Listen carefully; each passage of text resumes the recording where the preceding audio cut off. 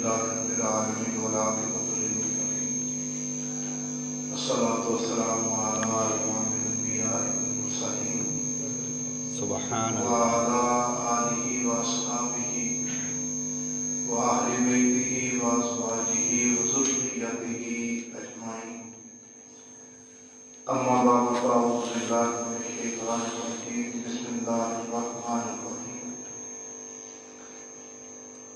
كنتم خير أمة أخرجت للناس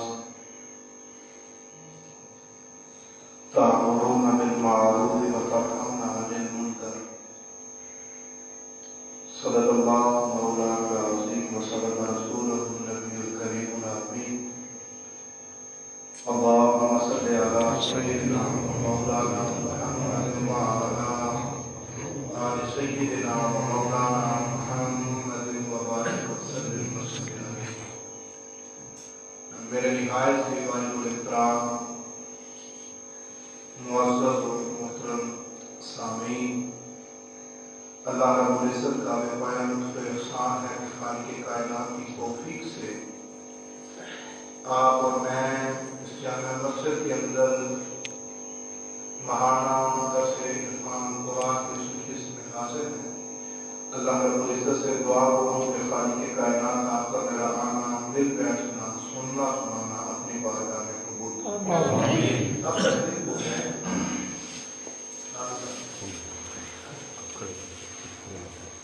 سامعین محترم، میں نے سورہ آل عمران کی آیت نمبر 110 کا کچھ حصہ آپ کے سامنے تلاوت کیا. اللہ رب العزت نے ارشاد فرمایا کنتم خیر امۃ اخرجت للناس، تم بہترین امت ہو جو لوگوں کے لیے نکالی گئی. آگے فرمایا تأمرون بالمعروف وتنہون عن المنکر، تم دو کام کرتے ہو، لوگوں کو نیکی کی دعوت دیتے ہو اور برائی سے روکتے ہو. یہ جو ابتدا میں اللہ رب العزت نے ارشاد فرمایا کنتم خیر امۃ اخرجت للناس، یہ جو خیر، بھلائی، بہتری، یہ تاج جو اللہ نے آپ کو اور میرے سر پہ رکھے ہیں کہ ہم بہترین ہیں، اس سے قبل اللہ رب العزت ہر نبی کے ماننے والوں کو فضیلت بھی دیتا تھا اور خالق کائنات اس فضیلت سے نیچے بھی لے آتا تھا. انبیاء کو بھی اللہ رب العزت نے فضیلتیں دی، پھر آزمائش میں بھی ڈال دیا. آپ اگر اپنے بابا حضرت آدم علیہ السلام کو دیکھیں تو خالق کائنات نے جب پیدا کیا فرمایا وَإِذْ قُلْنَا لِلْمَلَائِكَةِ إِنِّي جَاعِلٌ فِي الْأَرْضِ خَلِيفَةً، کہ میں زمین میں اپنا نائب بنانے والا ہوں. پہلی فضیلت آدم علیہ السلام کو دی کہ اپنا نائب بنا، نیابت عطا کی. پیدا کرنے کے بعد پھر اگلی فضیلت عطا کی. خالق کائنات نے ارشاد فرمایا وَعَلَّمَ آدَمَ الْأَسْمَاءَ، پھر اللہ نے ساری چیزوں کے نام سکھائے آدم علیہ السلام. پھر اس سے اگلی فضیلت خالق کائنات نے آپ کو عطا کی کہ صرف نام سکھائے نہیں، کُلَّهَا ثُمَّ عَرَضَهُمْ عَلَى الْمَلَائِكَةِ فَقَالَ أَنبِئُونِي بِأَسْمَاءِ، پھر آپ کو علم عطا کر کے فرشتوں پر تیز کیا کہ اب فرشتوں میرے آدم کے ساتھ مقابلہ کرو، بتاؤ اگر تم جانتے ہو تو ان چیزوں کے نام بتاؤ. نہیں تو آدم نے بتا دیے اور آدم علیہ السلام کو اللہ نے ایک اور فضیلت عطا کی. سبحان اللہ، ماشاءاللہ. پھر اس کے بعد خالق کائنات نے آگے ایک اور فضیلت عطا کی جو ان سے بڑھ گئی تھی. وہ یہ تھی خالق کائنات نے ان سارے فرشتوں سے کہا وَإِذْ قُلْنَا لِلْمَلَائِكَةِ اسْجُدُوا لِآدَمَ. اب کیونکہ تم نام نہیں بتا سکے تو ایسا کرو اب سارے کے سارے آدم کو سجدہ کرو، آدم کے سامنے جھک دو. مسجد بنا دی. ہم دیکھتے چلے جائیں کہ اللہ فضیلتیں عطا کرتا جا رہا ہے. پہلے آدم کو نیابت عطا کی، علم دیا، فرشتوں میں برتری دی، فرشتوں سے سجدہ کروا دیا. سارا کچھ کرنے کے بعد اب خالق کائنات نے آگے حضرت آدم علیہ السلام کو فرمایا وَقُلْنَا يَا آدَمُ اسْكُنْ أَنْتَ وَزَوْجُكَ الْجَنَّةَ، اے آدم ایسا کرو کہ اب تم اور تمہاری بیوی جنت میں داخل ہو جاؤ. وَكُلَا مِنْهَا رَغَدًا حَيْثُ شِئْتُمْ، کھاؤ پیو موج کرو جدھر مرضی آ جاؤ، ساری جنت تمہاری ہے. پھر اللہ نے اس گھر میں عطا رہائش دے دی کہ جسے اللہ رب العزت نے ہمارے لیے بنا کے آخرت کے لیے رکھا تھا. آدم کو پہلے اللہ نے اس گھر میں رہائش دی. فضیلت عطا کر، مگر ان ساری فضیلتوں کے بعد ایک اللہ نے قید دیا. یہ ساری فضیلتیں دیکھیں، فضیلت در فضیلت دینے کے بعد ایک قید دیا. وہ قید کیا تھی؟ خالق کائنات نے فرمایا وَلَا تَقْرَبَا هَٰذِهِ الشَّجَرَةَ، اللہ اکبر، اس درخت کے قریب نہیں جانا. اللہ نے آپ کو انسان بنایا ہے، سمجھ دی ہے، سوچ دی ہے، ہاتھ دیے. کبھی دیکھیں نا اپنے آپ میں فکر کریں، اللہ نے ہر چیز عطا کی ہے، جانوروں نے پیدا کیا، اس نے چھت دیا ہے، سارا کچھ. اس کے ساتھ اس نے قید لگا دی، حرام نہیں کھانا، یہ نہیں کرنا، ہر فضیلت پھر قید لگا دی. وَلَا تَقْرَبَا هَٰذِهِ الشَّجَرَةَ، رہو کھاؤ پیو سب کچھ مگر اس درخت کے قریب نہیں. اب آدم علیہ السلام اس درخت کے قریب چلے گئے. اللہ رب العزت نے اب وہ جو سارے تاج تھے وہ تاج وہیں کے وہیں رہے، مگر خالق کائنات کا اس نے نظام کائنات چلانا تھا تو اس نے کہا قُلْ نَحْمِلُ مِنْهَا جَمِيعًا فَإِمَّا يَأْتِيَنَّكُم مِّنِّي هُدًى فَمَن تَبِعَ هُدَايَ. اب ایسا کرو کہ تم چلے گئے ہو، اب آسمان سے اللہ نیچے اتار دیا. وہ جنت والی فضیلت وہ وہاں پہ رہ گئی. اللہ نے اس جنت سے نکال کے زمین پہ بھیج دیا. آپ جاؤ جا کے زمین میں میری ہدایت آتی جائے گی، جو تابعہ داری کرے گا اسے ہدایت دے دوں گا، بخش دوں گا. جو تابعہ داری نہیں کرے گا قیامت تک وہ آتا ہے درگاہ کے کام کے ساتھ. اللہ اکبر، بے شک بے شک. فضیلتیں دی مگر ایک بتا دیا کہ اس درخت کے قریب نہیں جانا. ہمارے لیے قیامت تک کے لیے ایک پیغام دے دیا کہ جس سے اللہ منع کر دے اس سے منع ہو جانا ہے.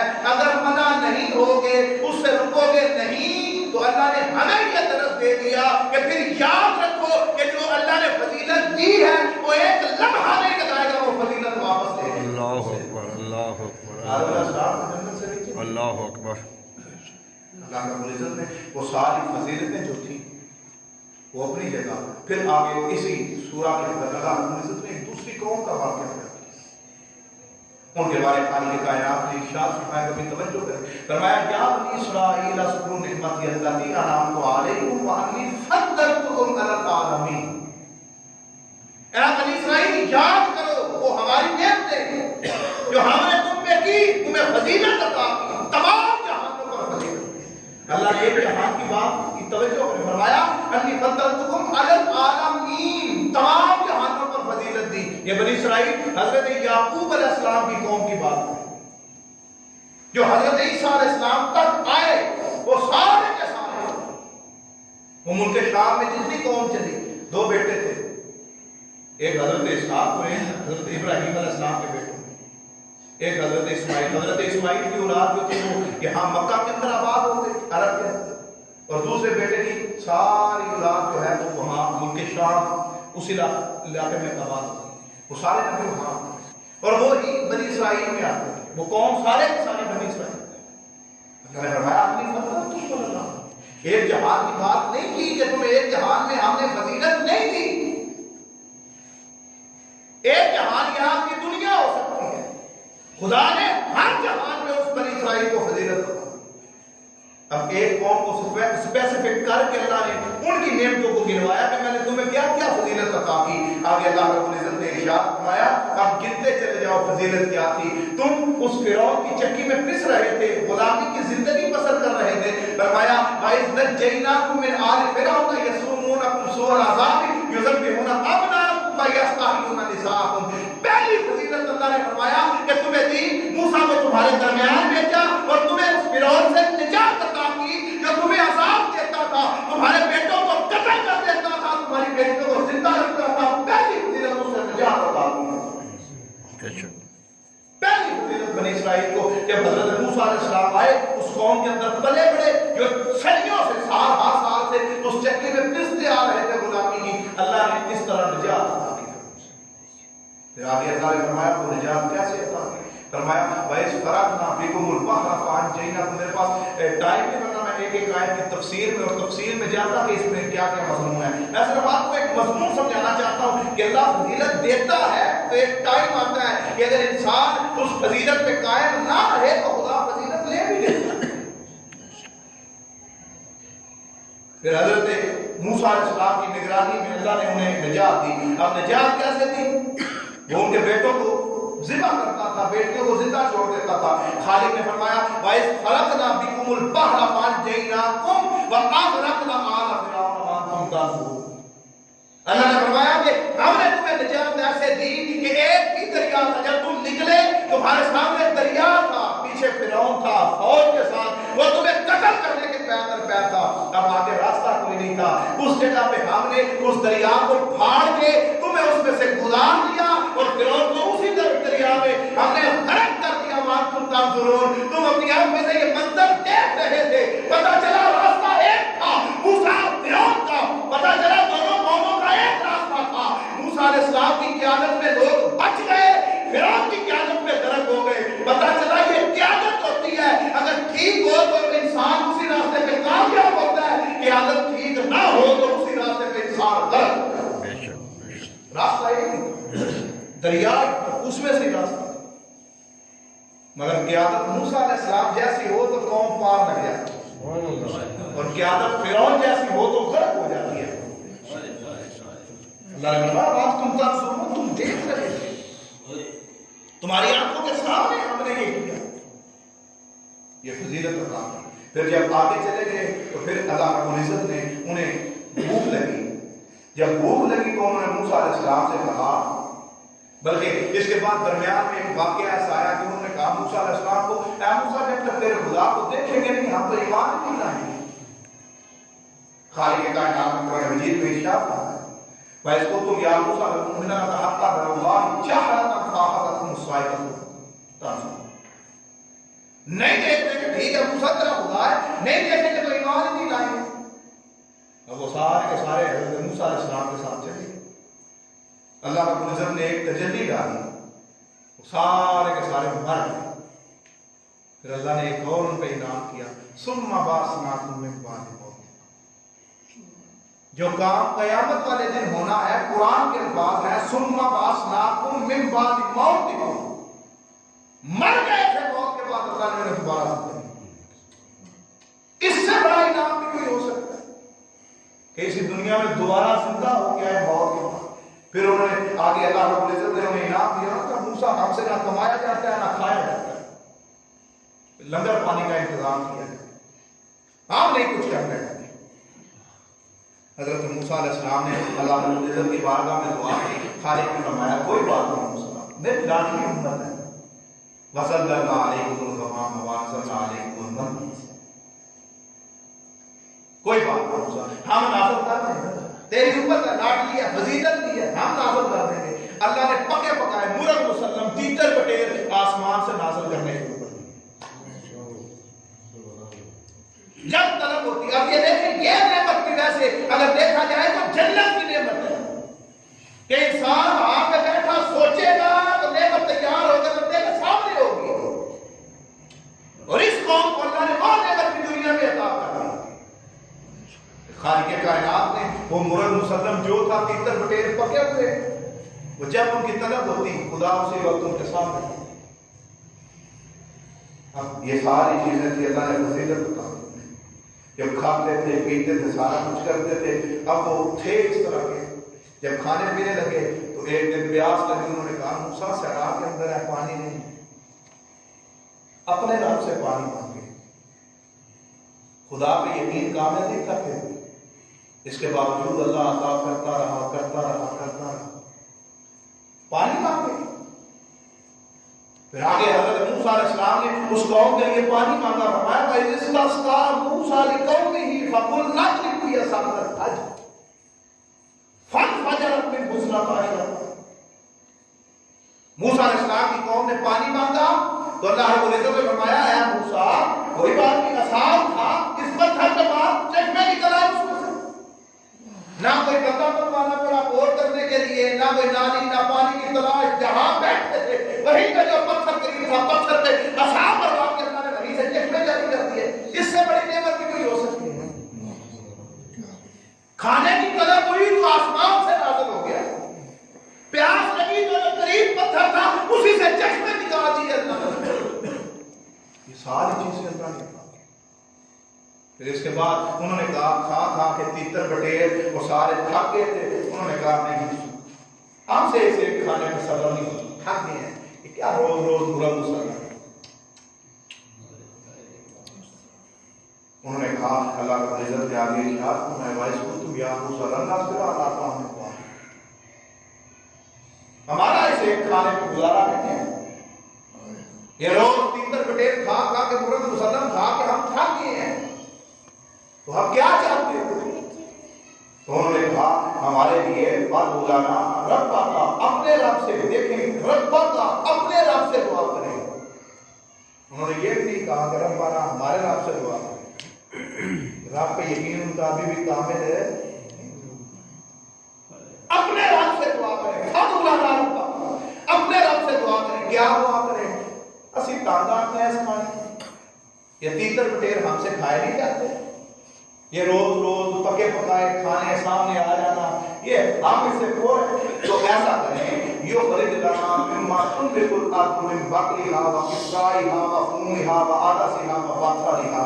ایسا کریں کہ اللہ رب العزت سے اپنے رب سے کہیں کہ وہ ہمارے لیے زمین میں سے کوئی ساگ ککڑی کوئی عدس دال مسور پیاز وغیرہ یہ نکالے. آپ کو کھا کھا کے تھک گئے ہیں تو آسمان سے یہ زمین سے نکالے. اللہ رب العزت نے فرمایا قالا تستغفرون الذی هو ادنی من ذلک.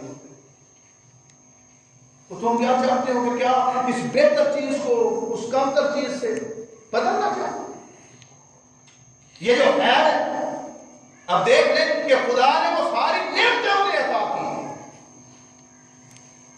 اب وہ آ کے بکے کہاں گرے کہاں؟ مرد مسلم آ رہے تھے, پانی مل رہا تھا, اب وہ گرے کہاں کہ ہمیں یہ آسمان سے آنے والی نعمت نہیں چاہیے, انکار اس کا. جب اس نعمت کا انکار کیا تو گرے کہاں؟ اللہ رب العزت میں ارشاد فرمایا یخرج لنا مما تنبت الارض, اس زمین میں سے نکالے. وہ دن اور آج کا دن انسان اسی زمین پہ مرتا ہوا. آپ دیکھ لیں لڑائیاں کس چیز پہ ہیں؟ دو چیزوں پہ, ایک پیٹ اور دوسرا زمین. کوئی بھی بات ہو جائے حرام حلال کی تو آگے سے جواب یہی ہوتا ہے علامہ صاحب اللہ ڈیڑھ بھی تو پھر نال لائے ہیں.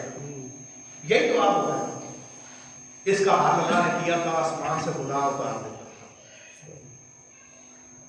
اس کی طلب بھی اسی انسان نے بنی اسرائیل. دوسرا مرد مسلم آتے تھے, انہوں نے کہا نہیں زمین سے نکلا. جب سے زمین سے نکلنا شروع ہوئی اللہ نے آگے ارشاد فرمایا اہبطوا مصر فإن لكم ما سألتم. اللہ نے فرمایا ٹھیک ہے, انہیں فرمایا نکل جائیں جہاں سے, اس بستی میں چلے جائیں اور جا کریں گوڈی جا کے لگائے فصل عزت میں, ٹھیک ہے وہاں سے نکل آئے. وہ دن آج کا دن انسان اسی زمین پہ لڑتا مرتا نظر آتا ہے. کہیں باپ بیٹے کو قتل کر رہا ہے اس زمین کے لیے, کہیں بیٹا باپ پہ کیس کر رہا ہے, کہیں ماں بیٹی پہ کر رہی ہے, کہیں کوئی ایک زمین پہ 4 انچ پہ ہمیں چھت پہ رکھنے دیتا, کہیں 2 بھائی مل کے نہیں بیٹھتے. اس زمین کے لیے آج تک انسان لڑتا مرتا نظر آتا ہے. یہی کرتے تو یہ کیا نا 4 فصلیں اگانی ہوتی ہیں نا. مصر فإن لكم ما سألتم.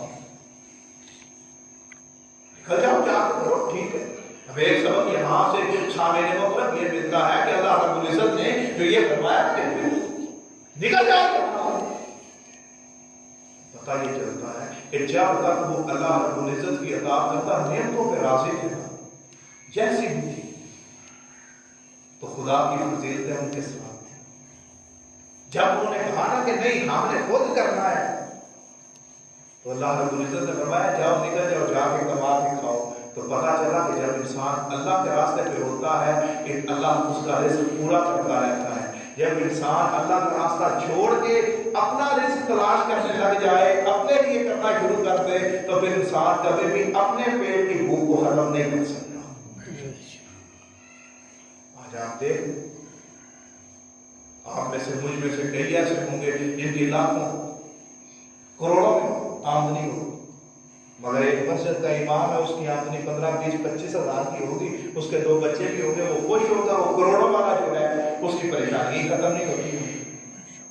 ایسی بات ہے صاحب کہ جس نے اپنا آپ خدا کے لیے دے دیا, جیسا کہ وہ 5 وقت مصلی امامت میں کھڑا تو ہوتا ہے نا, خدا اس کے 25,000 میں برکت ڈال دیتا ہے، اور جو کروڑوں کماتے ہیں، جنہوں نے اپنا سب کچھ دنیا داری پیسے کے لیے وقف کر دیا، وہ کروڑوں کما کے بھی سکون نہیں۔ اب آگے کا نے ارشاد فرمایا، اب سامنے محترم یہ ساری فضیلتیں دیا اپنے آپ کو اس قوم نے خود ذلت خرید، تو اللہ نے فرمایا وَضُرِبَتْ عَلَيْهِمُ الذِّلَّةُ وَالْمَسْكَنَةُ، ٹھیک ہے چلے جاؤ۔ اللہ نے فرمایا اب آج سے 1400-1500 سال پہلے ان کی یہ ساری حرکتیں دیکھ کے اللہ نے فرمایا اب قیامت تک کے لیے بنی اسرائیل پہ اللہ رب العزت نے ذلت اور مسکینی مسلط کر دی ہے۔ قیامت آ جائے گی، یہ کبھی بھی لوگ فضیلت میں نہیں آئیں گے، کبھی بھی نہیں اٹھے۔ بنی اسرائیل کی آخری قوم حضرت عیسیٰ علیہ السلام کی قوم، پھر جن میں آقا علیہ السلام مدینہ میں دین کا پیغام لے گئے۔ آج 1500 سال ہو گیا آتا ہوا ہے۔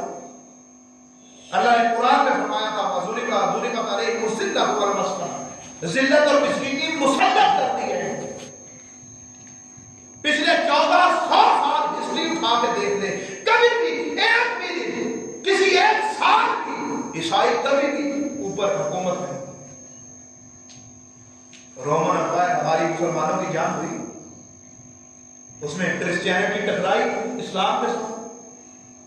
حضرت عمر بن خطاب آپ کے دور کے اندر صحابہ کرام نے دھوتیاں پہن رکھی تھی، ہاتھوں میں چھڑیاں تھی، جا کے رومن امپائر کے دروازے پہ ٹکرائے تھے اور جان جیت گئے تھے۔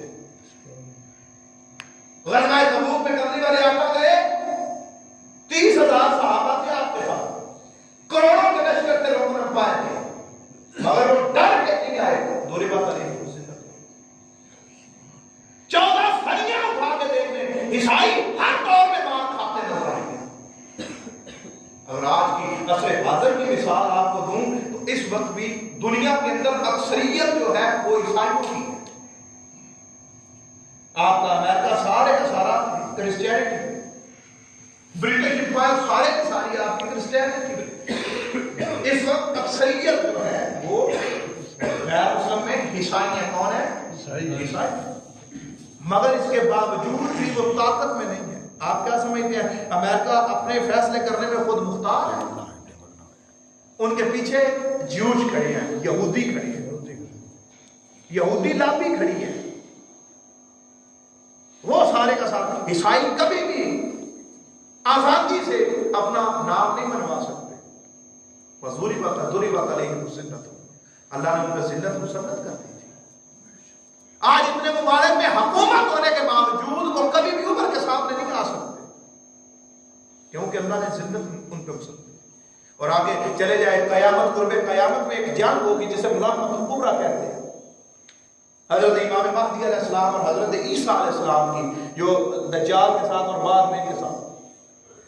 تو اگر آپ آج کے حالات دیکھیں، آج 2, 4, 10 سالوں میں اگر امام مہدی علیہ السلام آ جائیں تو مسلمان جیسے بھی ہیں، اگر اکثریت میں مقابلے میں دیکھا جائے تو پھر عیسائیوں کے ساتھ جنگ ہونی چاہیے نا، مگر وہ آخری جنگ بھی مسلمانوں کی عیسائیوں کے ساتھ نہیں ہوگی، وہ بھی کن کے ساتھ ہوگی؟ یہودیوں کے ساتھ ہوگی، کیونکہ کبھی کسی دور میں بھی اس قابل نہیں ہوگی آپ کہ انہیں دوبارہ فضیلت دی جائے، وہ ہر دور میں ذلت و مسکین ہے، کیونکہ انہوں نے خدا کی نعمتوں کو ٹھکرایا۔ اب جب ان سے فضیلت دی گئی، میں اس مضمون کو آگے نہیں لے کے جانا چاہتا، میں صرف اتنی باتیں مقدمے کے طور پہ کرنے کے بعد سامنے محترم آگے اب وہ سورہ آل عمران کی آیت کو اپنے سامنے بیان کرنا چاہتا ہوں۔ اب اللہ رب العزت نے جب ان سے یہ ساری چیزیں لے لی، فضیلت لے لی، تو خالق کائنات نے فرمایا اب چونکہ امت محمدی صلی اللہ علیہ وآلہ وسلم سامنے آئی تھی، تو اللہ رب العزت نے فرمایا کنتم خیر امۃ اخرجت للناس، اب تمہیں ہم نے بہترین امت بنا کے لوگوں کے سامنے پیش کیا۔ آپ کی اور میرے ساتھ میں کہا ہے، آپ کی اور میرے لیے فضیلت ہے، آپ کی اور میرے لیے سب کچھ ہے۔ آج ہم پہ وہ تاج آ گیا، وہ فضیلت آ گئی، وہ سارا کچھ آ گیا، یا اللہ یہ فضیلت کیوں بتا؟ کون سا کام ایسا کروانا ہے؟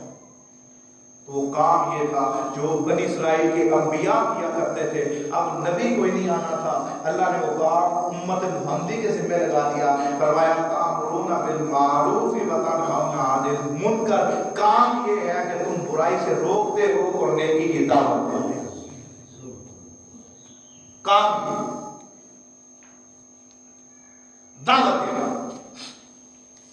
आज उम्मत मुहम्मदी के ज़िम्मे सिर्फ और सिर्फ ये एक काम है कि उम्मत मुहम्मदी सल्लल्लाहु अलैहि वसल्लम आका अलैहिस्सलाम के दीन का काम करें, और इसी दीन के काम को अगर हम देखें तो हम लोगों ने ठुकरा दिया।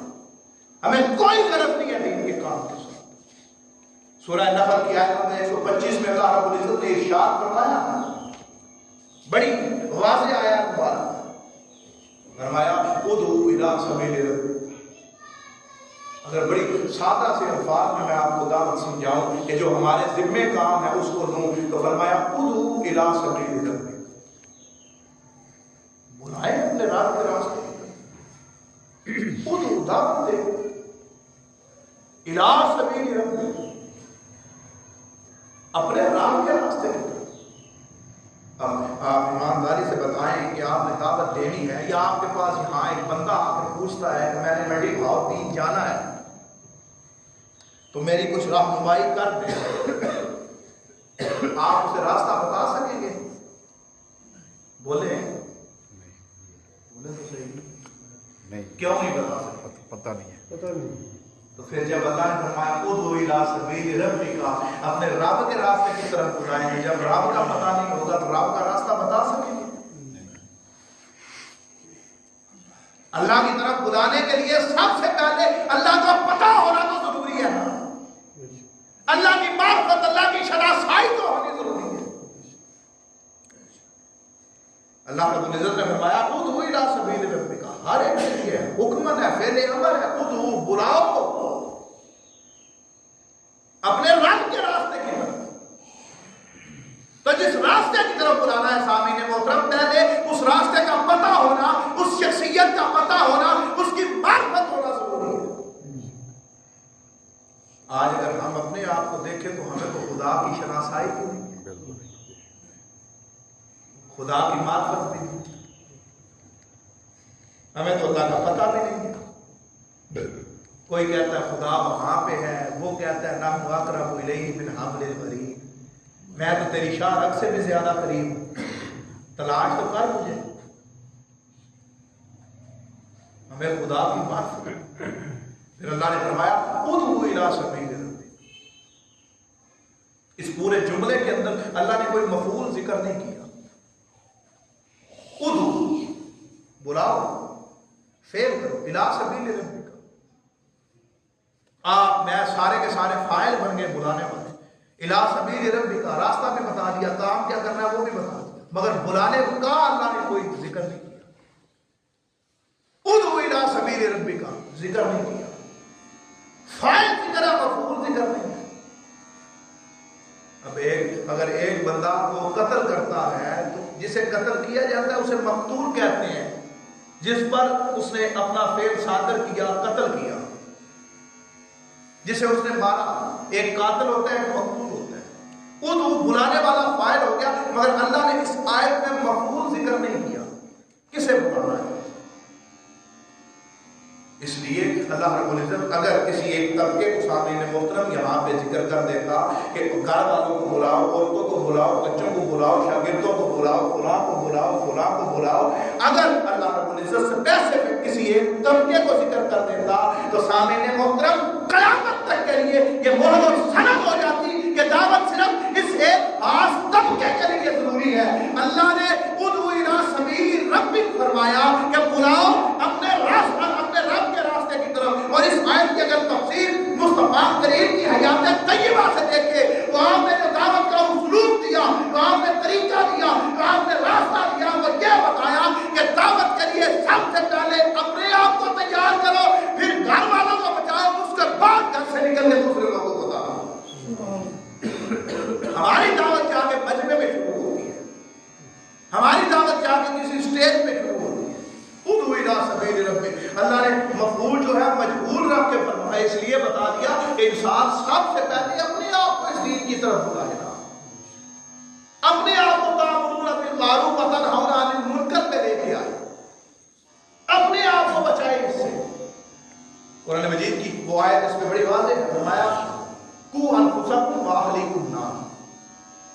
بھی بچو اور اپنے گھر والوں کو بھی بچاؤ آپ سے.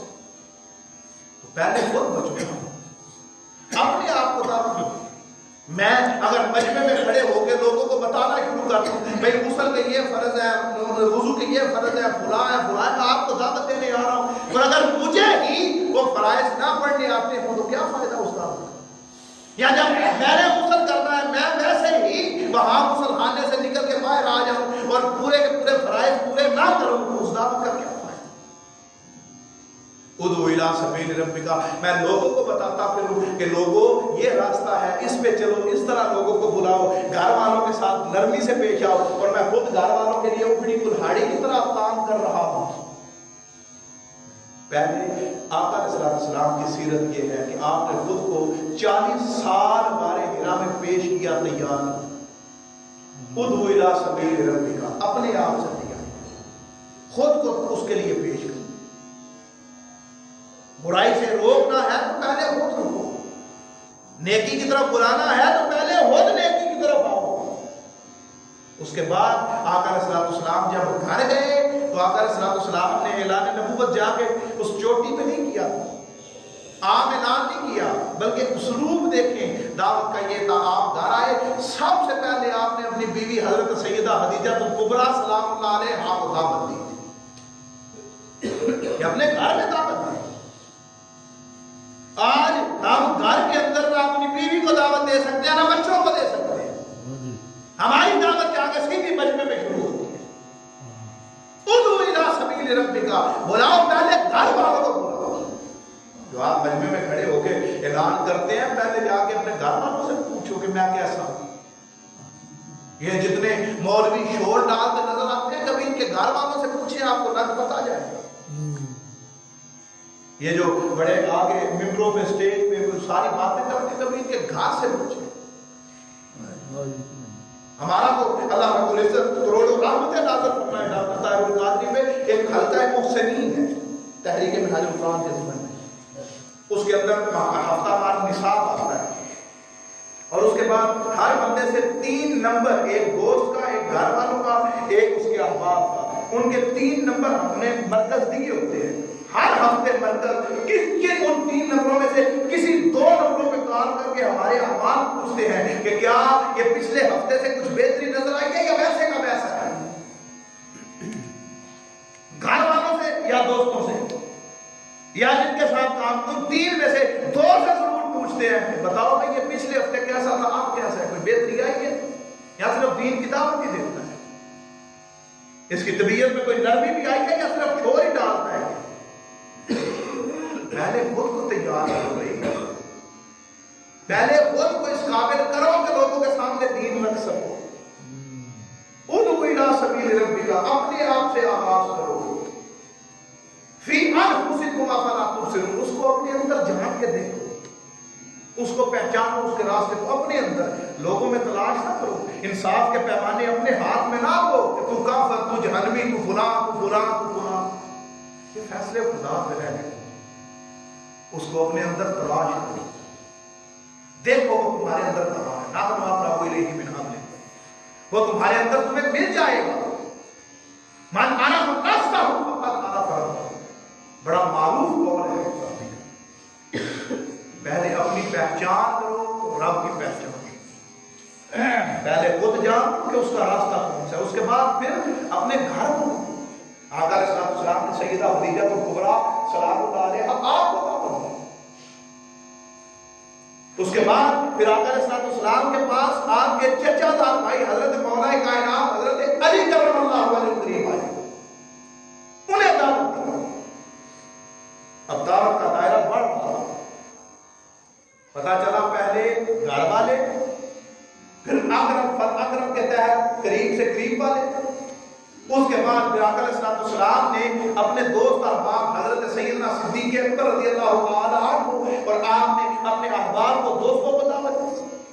پھر اس دائرے سے نکل کے آپ نے قریش مکہ کے جو اپنے قبیلے کے لوگ تھے ان کو جمع کر کے دعوت دی. اس کے بعد آپ نے اپنے علاقے محلے میں مسجد حرام میں جا کے خانہ کعبہ میں دعوت دی. جب اس سے دعوت بڑھ گئی تو اس کے بعد کبھی والے آقا نے جا کے اس پہاڑی پہ دعوت دی. یہ سارے رستے गुजरने के बाद हम क्या करते हैं, 2 बातें सीख ली, सीधे घर से निकले और जाकर स्टेज पे खड़े हो गए। रास्ते में ना बाप का पता, ना बहन का पता, ना बेटी का पता, ना बेटे का पता, ना माँ का पता, ना घर वालों का पता, ना चचादार का पता, ना रिश्तेदारों का पता। आज हम तो घर में दीन की दावत नहीं देते, रिश्तेदारों को नहीं देते, ये बात ही नहीं करते। आप ईमानदारी से कभी बताएं कि कमली वाले आका के रिश्तेदारों से सख्त रिश्तेदार भी किसी के हो सकते हैं कि वो तो कत्ल करने के इरादे रखते थे, थोड़ी तकलीफें उन्होंने दी थी। उदू इला सबील, अगर बेहतरीन बनना है, ताज रखना है, तो फिर सामने मोहतरम बेहतरीन ये है अल्लाह के रास्ते की तरफ होना और तबलीग यहाँ से दावत खुद से शुरू करो, खुद को तैयार करो। फिर आगे अल्लाह रब्बुल इज्जत ने आगे इरशाद फरमाया इला सबील रब्बिक, अपने रब के रास्ते निकला, पहचान दी अपने रब के रास्ते निकला। मुझे फरमाया कि उदू इला सबील रब्बिक, सुलेमान तुम बुलाओ अपने रब के रास्ते की तरफ, अपने रब के रास्ते की तरफ, कि वो रब तुम्हारा भी रब है। जिसको भी ये आयत समझ आए उसे ही बताया रब्बी का तेरा रब है, पहले उसे अपना रब बनाओ फिर उसके रास्ते की तरफ। मैं कोई कारोबार करता हूं, उस कारोबार को अपना जानूंगा तो उसकी प्रमोशन का काम करूंगा ना। मैं कोई बिजनेस करता हूं, उसे अपना समझूंगा तो करूंगा। कोई जमीन लेता हूं, उसको अपनी समझूंगा तो उसमें अच्छी फसल की बुवाई करूंगा। तो अगर वो मैं समझूंगा ही नहीं तो फिर वो काम तो नहीं होगा। तो फरमाया खुद हुई ना सबील, फरमाया रब का वो तेरा रब है, पहले उसे अपना रब जान, जब जान लेगा अब अपना रब जानते हुए उसके रास्ते की तरफ।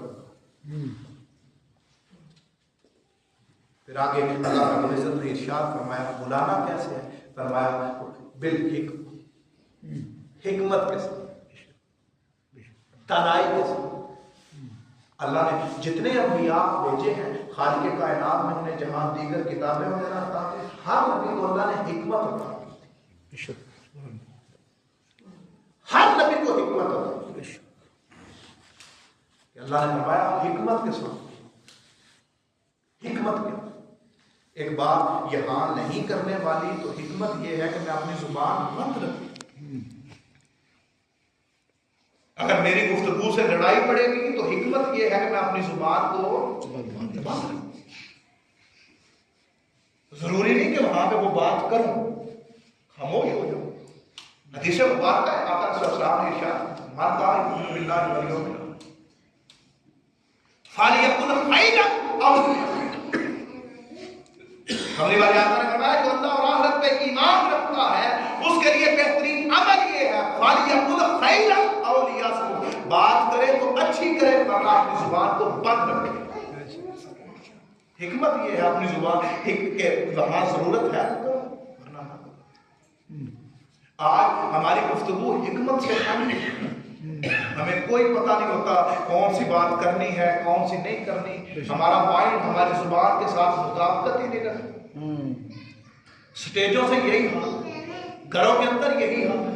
लड़ाइयां झगड़े सिर्फ और सिर्फ इस वजह से हो रहे हैं बिल हिकमत निकल रही हमारी गुफ्तगू, हमारी दावत से। हम किसी को दीन की दावत की तरफ बुलाएं भी तो इस तरह बुलाते हैं जैसे हम उसके दिल पे चोट लगा रहे हैं, भाई तू ही मुजरम है, तू गलत है। हिकमत वहां पे देखिए क्या मेरी बात की जरूरत है, मैं ये बात करूंगा फायदा मत होगी। अगर तेरी ख्वाजा निजामुद्दीन औलिया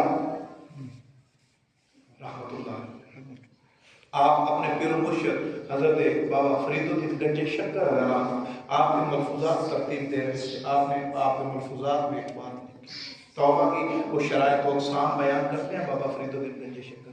तो आप उसमें फरमाते हैं कि अगर अपनी गुफ्तगू को देखना हो तो आपने फरमाया कि जो भी जुमला देना है उसके कहने से पहले इतना देख लिया करो कि क्या ये जुमला मुझे क़यामत वाले दिन फायदा देगा। अगर देगा तो वो जुमला कह दिया करो वरना अपनी जुबान बंद कर। बिल हिकमत के साथ बात किया करो, दानाई के साथ बात किया करो, नब्बे बुरे अल्फाज में बात किया करो। फकुल्लाहुमा कौलन करीमा, करीम वाली बात करो।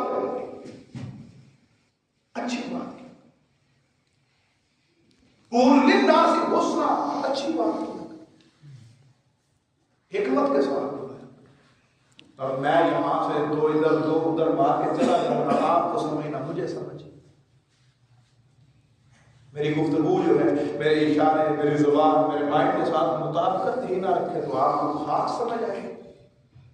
قرآن دیکھیں کس حکمت کے ساتھ آقا علیہ السلام جب گفتگو فرماتے تو صحابہ کرام آپ بیان کرتے ہیں کہ کملی والے آقا کتنے آہستہ اور احسن انداز میں گفتگو فرماتے تھے کہ اگر کوئی آقا علیہ السلام کے الفاظ کو گننا چاہتا تو وہ گن بھی سکتا تھا کتنے الفاظ۔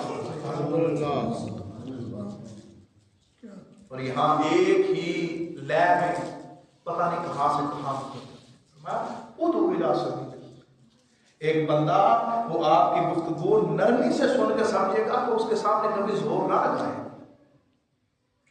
ایک بچہ پتہ ہے آپ اس کو دبک کے بلائے تو وہ ڈر کے سہم جائے گا، تو اس کے سامنے نرمی سے بات کرے۔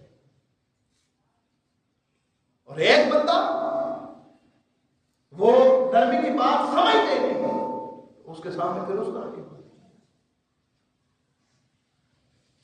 اللہ رب العزت نے پھر اگر میں سورہ طٰہٰ میں آپ دیکھیں اذهب إلى فرعون إنه حضرت موسیٰ علیہ السلام کو کہا جاؤ فرعون کے پاس، قال رب اشرح لي صدري ويسر لي امري واحلل عقدة من لساني يفقهوا قولي۔ حضرت موسیٰ علیہ السلام نے وہ چیزیں مانگی کہ یا اللہ مجھے ساری چیزیں بیان میں عطا کر، زبان کے عقدے کھول دے، نرم گفتگو۔ آپ بڑے جلیل القدر نبی تھے، بڑے غصے والے نبی تھے، یہاں تک کہ حدیث میں بات ہے کہ اسرائیل آیا تو آپ نے تھپڑ مار کے اس کی آنکھ نکال دی تھی۔ اس سے بڑے کوئی جلیل القدر نبی ہوتے غصے والے حدیث ہے کہ اسرائیل آیا تو آپ نے تھپڑ مار کے اس کی آنکھ نکال دی، آنکھ لے کے یا اللہ کس بندے کے پاس بھیجا اس نے آنکھ نکال دی ہے۔ حکم ہوا کہ آپ دوبارہ جاؤ، جا کے پہلے سلام کرنا، تو حکمت بتا دی کہ گفتگو سے پہلے سلام کرنے سے اگلے بندے کا دل نرم ہو جاتا ہے۔ ہم جہاں جاتے ہیں جیسے جاتے ہیں بس بات شروع کر دیتے ہیں، سلام کیا، گفتگو کا حسن بالحکمت، حکمت کے ساتھ، پھر ماحول میں یہ ساری چیزیں، پھر سامنے آگے اللہ رب العزت نے ارشاد فرمایا والموعظۃ الحسنہ، نصیحت کرو، کون سی؟ اچھی، حسنہ، موعظہ بھی نصیحت بھی اچھی ہوتی، پھر حسنہ ساتھ جمع میں دیا دو چیزوں۔